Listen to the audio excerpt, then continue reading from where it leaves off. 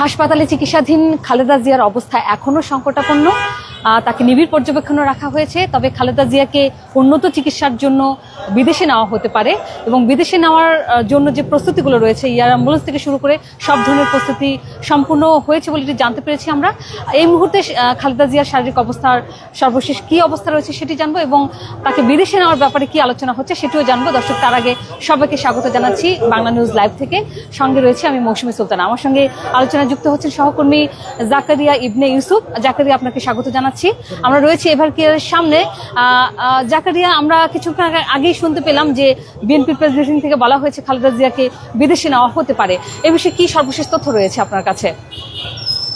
প্রথমেই মৌসুমী, আপনি জানেন যে 23 তারিখ থেকে 23 নভেম্বর থেকে খালেদা জিয়া এভার কেয়ার হাসপাতালে রয়েছেন। এর মধ্যে গতকাল থেকে কিন্তু আমরা জানতে পারছি যে খালেদা জিয়ার স্বাস্থ্যের অবনতি হচ্ছে, এমনটি বলা হচ্ছে। এবং কাল রাতেই কিন্তু আমরা দেখেছি গভীর রাত পর্যন্ত বিভিন্ন পর্যায়ের নেতা কর্মীরা এখানে এসেছেন এবং তারা যেটি জানিয়েছেন, কালকে রাত পর্যন্ত রাতের সর্বশেষ খবর যেটি মির্জা আব্বাস জানিয়েছেন, এসআই কমিটির সদস্য, তিনি বলেছেন যে তিনি খালেদা জিয়ার অবস্থা সংকটাপন্ন। তবে তিনি সালাম দিয়েছেন, তিনি সালামের প্রতি উত্তর দিয়েছেন খালেদা জিয়া, এমন কথা কিন্তু তিনি বলেছেন।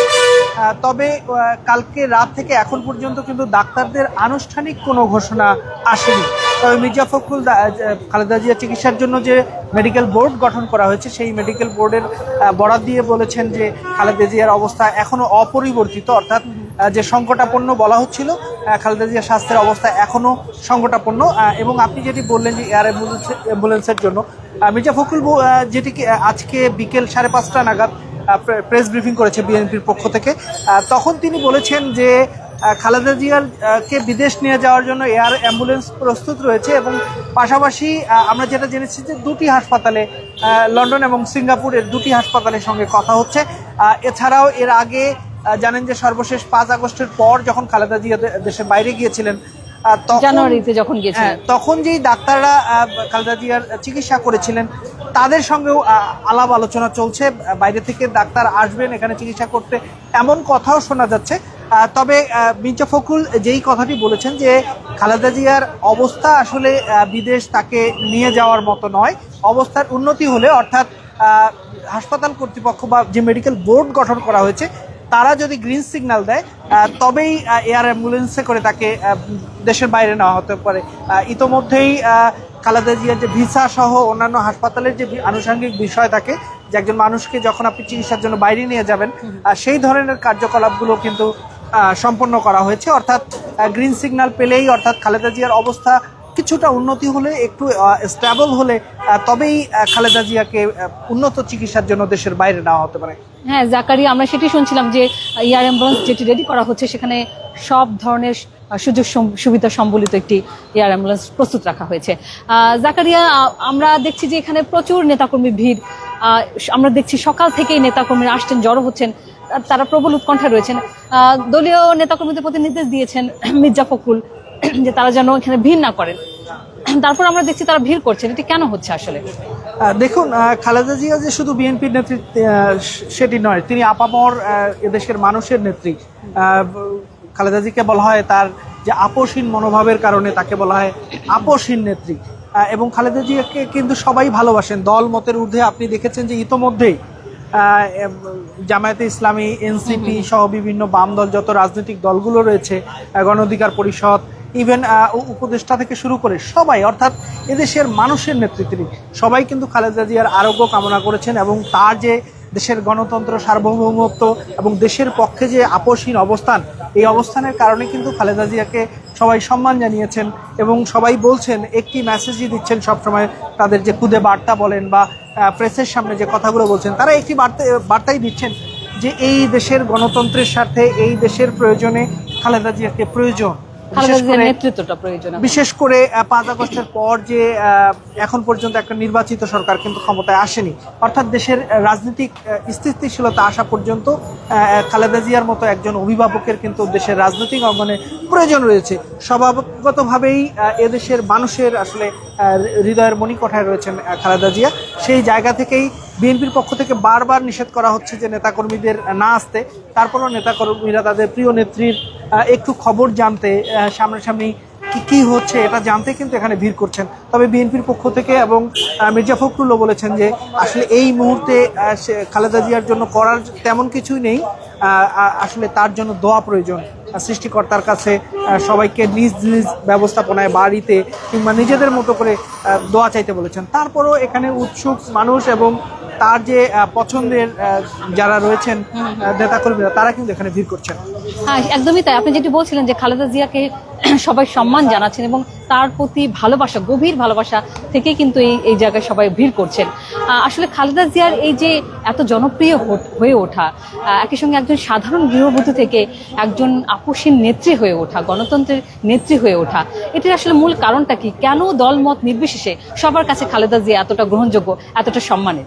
খালেদা জিয়া তিনি কিন্তু কোনো রাজনৈতিক পরিবারের গড়ে ওঠেননি। তিনি একজন স্বাভাবিক জীবনযাপনে ছিলেন। তিনি সেনাপ্রধানের স্ত্রী ছিলেন, রাষ্ট্রপ্রধানের স্ত্রী ছিলেন।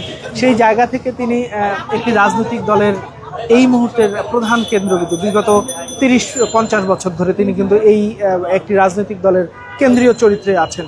আপনি জানেন যে জিয়াউর রহমান যখন একটি পরিস্থিতির মধ্যে দিয়ে তাকে হত্যা করা হয়, তিনি যখন শহীদ হন, তারপর কিন্তু দলের দায়িত্বভার গ্রহণ করেন বেগম খালেদা জিয়া।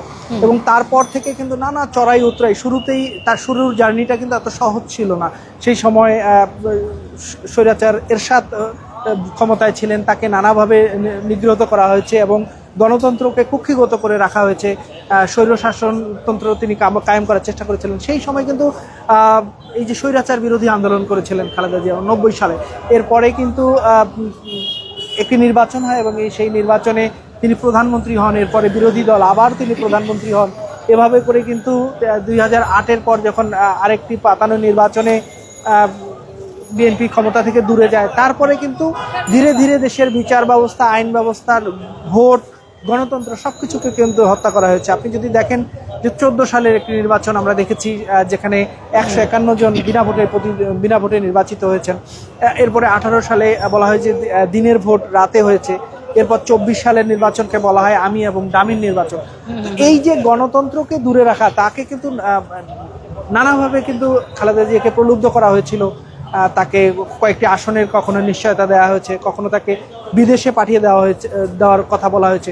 কিন্তু খালেদা জিয়া সবসময় একটি কথা বলতেন যে আমি আমার এই দেশ ছেড়ে কখনো যাব না। তিনি জনগণের জন্য।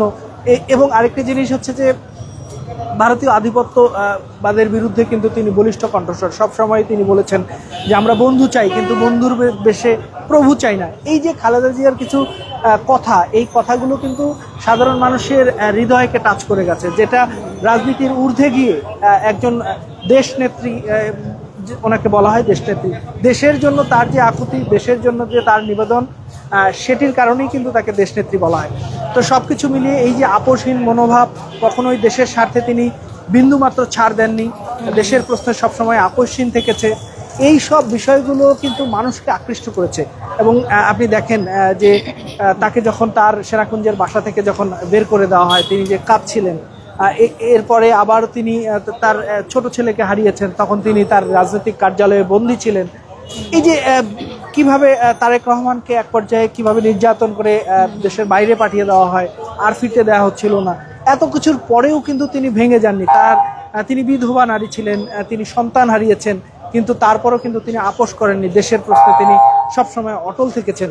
এই যে তার এই দেশের জন্য যে মনোভাব, এই মনোভাবের কারণেই আসলে দেশের মানুষের মনিকঠায় তিনি স্থান লাভ করে নিয়েছেন। এবং শুধু বিএনপি নয়, সকল দলমত নির্বিশেষেই কিন্তু তাকে অত্যন্ত শ্রদ্ধার জায়গায় বসানো হয়েছে, যার কারণেই আসলে খালেদা জিয়া।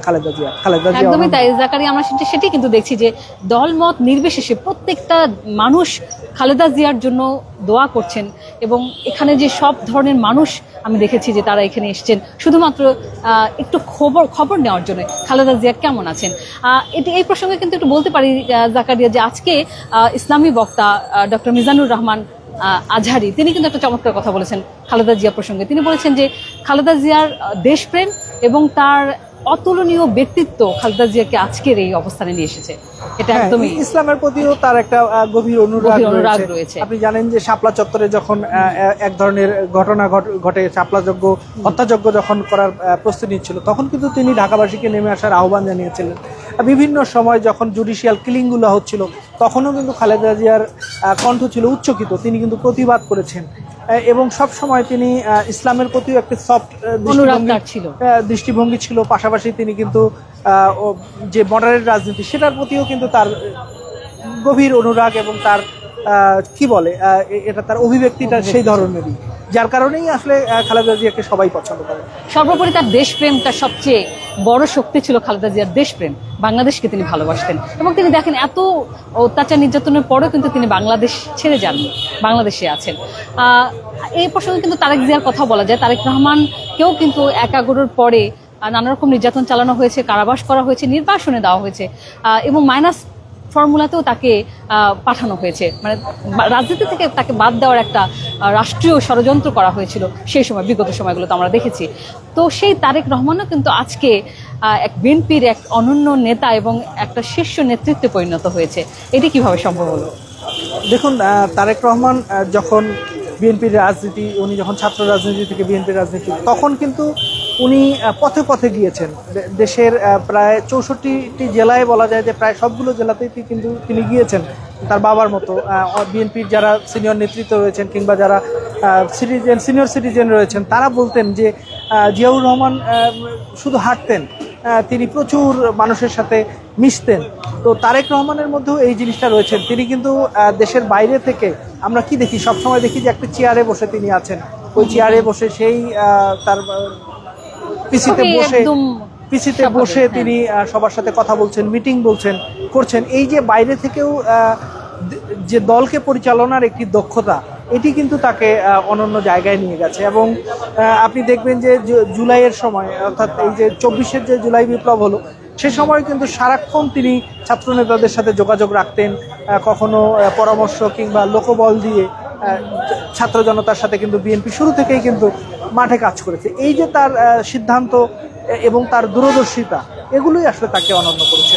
একই সঙ্গে আমরা এখন দেখছি তারেক রহমান অনেক আগের চেয়ে অনেক বেশি পরিণত, তার সাম্প্রতিক বক্তব্যগুলো থেকে সেটি কিন্তু প্রমাণ হয়। হ্যাঁ, তিনি তার বক্তব্যগুলোতে যুক্তি থাকে, তিনি যুক্তির ভিত্তিতে কথা বলেন, তথ্য প্রমাণের ভিত্তিতে কথা বলেন। ধরেন কোনো কিছু চাপিয়ে দিতে চান না, তার বক্তব্য শুনে আপনি ওখানেই অ্যান্সার পেয়ে যাবেন। তার বক্তব্যগুলো অনেক গোছানো এবং তথ্য উপাত্তের ভিত্তিতেই তিনি বলেন। তারেক রহমানের দেশে ফেরা নিয়ে তারেক রহমান আজকে যে বক্তব্যটি দিয়েছেন, এটি তার একক সিদ্ধান্তের উপর নির্ভর করছে না। যদিও তার মার জন্য তার হৃদয়ে রক্তক্ষরণ হচ্ছে, সেটি তিনি অভিব্যক্ত করেছেন এভাবে অন্য ভাষায়, কিন্তু তিনি ফিরতে পারছেন না তার একক সিদ্ধান্তে। এটি নিয়েও আমরা দেখলাম সামাজিক যোগাযোগ মাধ্যমে নানা রকম সমালোচনা হয়েছে। একই সঙ্গে মির্জা ফখরুল ইসলামকেও আজকে প্রশ্ন করা হয়েছিল যে তারেক রহমানের বক্তব্যটি সম্পর্কে তার বক্তব্য কি। মির্জা ফখরুল ইসলাম বলেছেন যে এটি আসলে সে ব্যাখ্যাটা তিনি দিয়েই দিয়েছেন। তো এটি নিয়ে যে একটা আলোচনা সমালোচনা, এটিকে আপনি কিভাবে দেখেন? দেখুন, তারেক রহমান দেশে ফিরবেন কি ফিরবেন না, এটা তো তার সিদ্ধান্ত। এবং এই মুহূর্তে যে বিষয়টি হচ্ছে যে খালেদা জিয়া কিন্তু শুধু বিএনপির নেত্রী না, খালেদা জিয়াকে বলা হচ্ছে যে পুরো যে রাজনৈতিক অবস্থা রয়েছে, তিনি সকল রাজনৈতিক দলের বা সকল রাজনৈতিক নেতার অভিভাবক। এই মুহূর্তে খালেদা জিয়া যেমন গুরুত্বপূর্ণ, তেমনি তারেক রহমানও কিন্তু গুরুত্বপূর্ণ। সবাই বলছেন যে হয়তোবা একটি নির্বাচন হলে বিএনপি সরকার গঠন করতে পারে, তখন হয়তো প্রধানমন্ত্রী হবেন তারেক রহমান, এরকম কথা তো সবাই বলছেন এবং হয়তোবা তাই হবে। তো সেই জায়গা থেকে তারেক রহমানও কিন্তু গুরুত্বপূর্ণ। তো তারেক রহমান নিজেই যেহেতু উনি বলেছেন, কিন্তু তার অন্য সবার মতো মায়ের পাশে যেমন সন্তানের বসতে ইচ্ছা করে, তারও নিশ্চয়ই তার মায়ের পাশে যাওয়ার জন্য ইচ্ছে করছে, কিন্তু তিনি পারছেন না, সঙ্গত কারণেই তিনি আসতে পারছেন না। এবং তিনি বলছেন যে এটি তার একক সিদ্ধান্ত আর নেই। আসলেই এটা তার একক সিদ্ধান্ত নেই, এটা হয়তো তারেক রহমানই বলতে পারবেন। তবে এখানে যেহেতু আরেকটি বিষয় উঠে আসছে যে খালেদা জিয়াকে চিকিৎসার জন্য দেশের বাইরে নিয়ে যাওয়া হবে, তো সেক্ষেত্রেও মা ছেলের একটা দেখা হওয়ার তো চান্স থেকেই যায়। আর পাশাপাশি বিএনপির পক্ষ থেকেও কিন্তু শুরু থেকেই বলা হচ্ছে, প্রথমে বলা হয়েছিল নভেম্বরে, কিন্তু এখন ধরেই নেওয়া যাচ্ছে যে ডিসেম্বরে তারেক রহমান ফিরবেন। তো আশা করছি মা ছেলের একটা সুন্দর দেখা হবে, মিলন হতেই পারে, মধুর মিলন একটা হবে। জাকারিয়া, আমরা খালেদা জিয়ার প্রসঙ্গে একটু আসি। খালেদা জিয়া দীর্ঘদিন ধরে নানা রকম জটিলতায় ভুগছিলেন, শারীরিক জটিলতায়। এই মুহূর্তে তার শারীরিক কি সমস্যাগুলো ধরা পড়েছে?